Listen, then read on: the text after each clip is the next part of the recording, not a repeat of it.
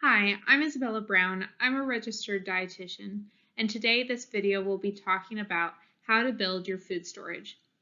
There's been a lot that's been going on in the world, and people have had questions about how to build a food storage, so these tips will hopefully help you get started. As always, refer to your own physician or registered dietitian for a more personalized plan. Tip number 1, identify your personal nutrient needs and what your family needs. I recommend you start by going to the USDA MyPlate website, then go to that resource tab and click Tools. From that Tools heading, go to the MyPlate plan. Then print a plan that meets your calorie needs. I usually recommend most people click the 2,000 calorie plan. You may usually eat less than 2,000 calories, but remember you're going to use this food storage when you're in an emergency, so you may be running around, you may be stressed, probably burning some extra calories. So it's always better to have more food than not enough food. This is what that MyPlate plan looks like. So for example, for someone who eats 2,000 calories a day, this is how many servings of each food group they need to have a balanced plate. So they'll need 2 cups of fruit, 2.5 cups of vegetables, 6 ounces of grain, 5.5 ounces of protein, and 3 cups of dairy. I know you probably won't be able to get this every single day because we usually don't, but the closer you can get to this, the better. This handout is super handy to have on hand when you're building your food storage, so keep it with you. I may also make a video using this in the future to show you what a day's worth of food looks like. Tip number 2, think about the types of emergencies you might encounter and when you might use that food storage. There are 3 main types of emergencies you'll want to prepare for. 1, that you don't have electricity. 2, that you don't have water. And 3, you don't have access to food, whether it's from a food shortage or you just aren't able to stay in your home and have access to your refrigerator or cabinets. I see a lot of people will fill their food storage with either dried beans or frozen foods, and these are great foods to have in your everyday life, but in an emergency, they might not be the best. I think about beans, first you have to soak them in lots of water, and then you usually have to cook them on the stove or in an Instapot or a crock pot, and if you don't have electricity and you don't have water, are you really going to be able to eat these? Also, they take a lot of time to make.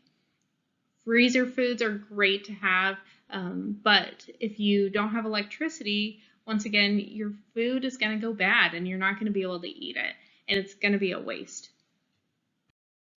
Fill your food storage with lots of ready-to-eat foods like canned beans, canned soup, canned tuna or chicken. These are foods that while you may want to prepare them and add mayo or heat them up, you technically don't have to. So if you are in an emergency, you can just pop open the can and eat them. Well, it might not taste the best, it will still give you the nutrition you need. Tip number 3, think about your family size and your family's needs.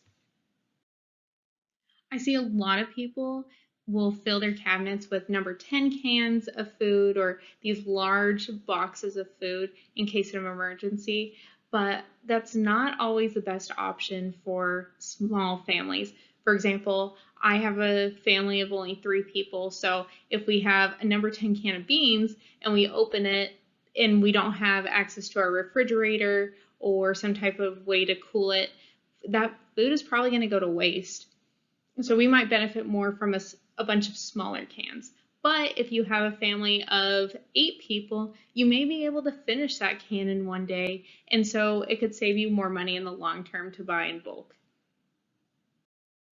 Tip number 4, find nutritionally balanced ingredients.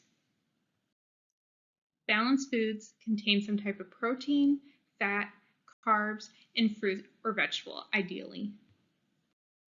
Some examples of balanced foods are peanut butter, dried milk, especially 2% or whole milk, protein powder. Usually the chocolate ones have a little bit more carbs. And then soup. Soup is great because they usually have some type of vegetable. It may just be a little bit of carrots or a little bit of celery, but something is always better than nothing. Unless you have a medical condition that requires you to have sugar-free or diet products, you're not going to want to include these in your food storage. You're going to want the most amount of energy for the least amount of volume. So if you have all these foods with 0 or only 5 or 10 calories, that's not going to give you the nutrition you need in these types of emergencies. Tip number 5, find foods you like. I see a lot of people try to fill their food storage with the healthiest food they can find, and that's not a bad thing, and I'm not trying to discourage you from doing that. But if you don't like the foods now, then you definitely won't like them then, because you're going to be tired and cranky, and the last thing you want to do is fight your kids over canned beets when you're in these types of situations.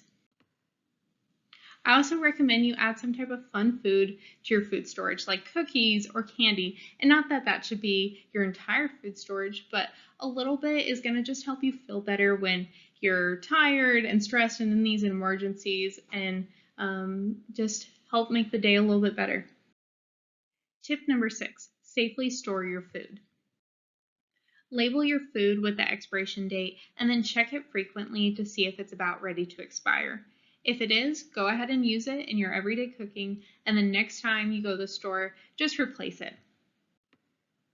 Also have a backpack ready with some nutritionally balanced, energy-dense foods like peanut butter or jam and crackers. So if you need to leave the house in, say, under 5 minutes, you at least have something to take with you to get you through the day.